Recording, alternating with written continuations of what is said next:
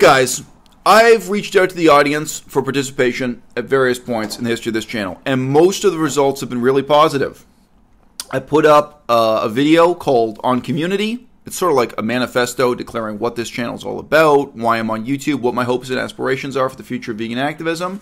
And I reached out to the audience and said, hey, can we translate this into a bunch of different languages?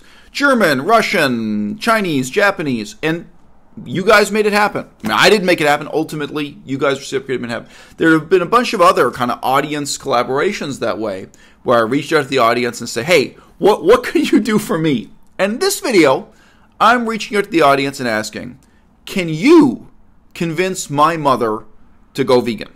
Okay? And I'm not just accepting like YouTube video submissions.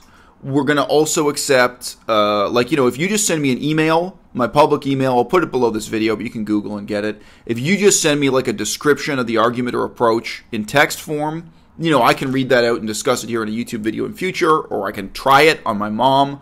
Whether you do video, audio, like a podcast, or send me in text, I'm going to do an open competition here for who can come up with an argument to convince my mom to become vegan or at least try being vegan, okay? And for the prize, I mean, definitely I can send you guys one of the t-shirts. This video has branded merch. There's a t-shirt with the à-bas-le-ciel logo. And depending on where you are geographically, I'll come up with something else to put in the package. Sorry, like if you were here in Canada, then I have different options for shipping you something. But like, I'm not going to commit now to what else I'm going to throw in the bundle. I don't know. Maybe I'll try to give you a Lex Luthor action figure, and I'll write my name on it. We'll pretend it's an Isel Mazarn action figure or something. We'll try to come up with something else to throw in the package for the prize here. Haven't gone with that yet. All right, really quick. I once saw an interview with a rapper, and to be honest, I don't remember which one, but this was a hip-hop artist, a rapper, who did indeed have, dead bodies on his record. He'd been involved in gun crimes, in stick-ups at gunpoint, and real violence. He'd probably shot and possibly killed a few people. As you know, when it comes to homicide, people tend to suddenly get evasive when they're telling their autobiography, because there is no statute of limitations, that kind of thing. But I remember there was this interview with this rapper, and he was reflecting. He said, you know what? The worst thing that could have happened to me was when they sent me to prison as a teenager. Because he said, once I'd actually been to prison, all my fear of prison was gone. Like, before he actually went to prison, he was intimidated. Like, when authority figures would threaten him and say, look, if you do this, you're going to prison. And then he actually went to prison, and he had a great time. For him, going to prison was, like, way more cool and friendly than high school. He had no fear of going to prison anymore.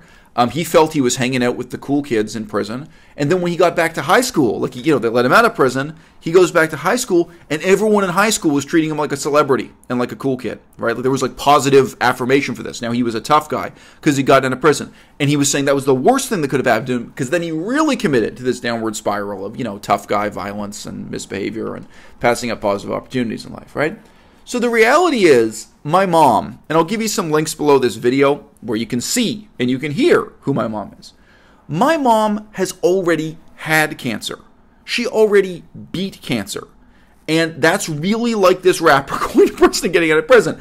And of course, also, I mean, in the same sense that this rapper was given a lot of positive affirmation when he goes back to high school. When you beat cancer, a lot of people are like celebrating you like you're a hero or something. Now, in reality, of course, it's the medical professionals in the hospital and so on that's really doing the heroic work and saving your life. But, that's understandable. People want to be nice to you. They want to be positive to you. So there is absolutely no way to motivate my mother by presenting her with cancer statistics or heart attack statistics, right? It's dead end. This is like the career criminal problem, right? She's already a career cancer survivor. And of course, she also has certain kinds of attitudes that have been reinforced because she's talked to a lot of doctors about her diet. When you recover from cancer, she's talked about what she can and can't digest and what's good for her and what's bad for her. And you guys can imagine, most doctors do not even attempt to get you on a plant-based diet. Most doctors do not even attempt to get you to reduce meat or dairy. The other thing is, my mom is very self-confident in her own status as like an intellectual. So you're going to see that. I'm going to give a link. I'll probably just, one of the links will just be like the list of books she's published. If you go to Google Books and put in her name, she's published books She's given lectures all over the world. She thinks of herself as an intellectual, and this is a twofold problem. One, that's a problem in terms of how you broach the argument with her.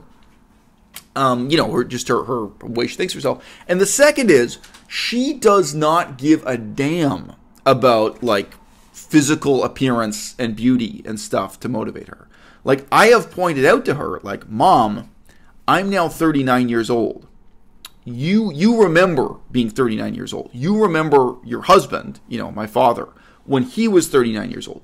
You didn't look like this at 39 years old. None of y'all did. Your whole generation, my aunts and uncles, none of you could do 200 push-ups at 39 years old. To be honest, keeping it all real, none of them could do one push-up at 39 years old. And when I was a kid growing up, I looked at those people and I assumed that's what I would look like as a middle-aged man. I looked at, like, pictures of my Uncle Larry, and I was like, yeah, that's normal middle age. You wear a sweater and a suit jacket, and you look like a fucking pile of mashed potatoes. Like, I completely assumed that was what it was like being a middle-aged, and again, intellectual man.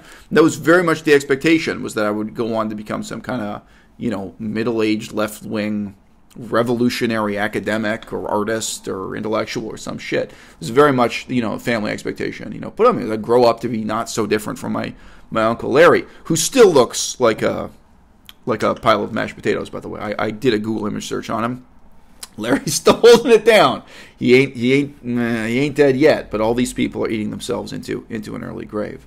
I mean, again, this is different. I mean, it's different if you're dealing with right-wing people who, like, let's say it's stereotypical right-winger who owns a truck and a rifle and thinks of himself as a tough guy.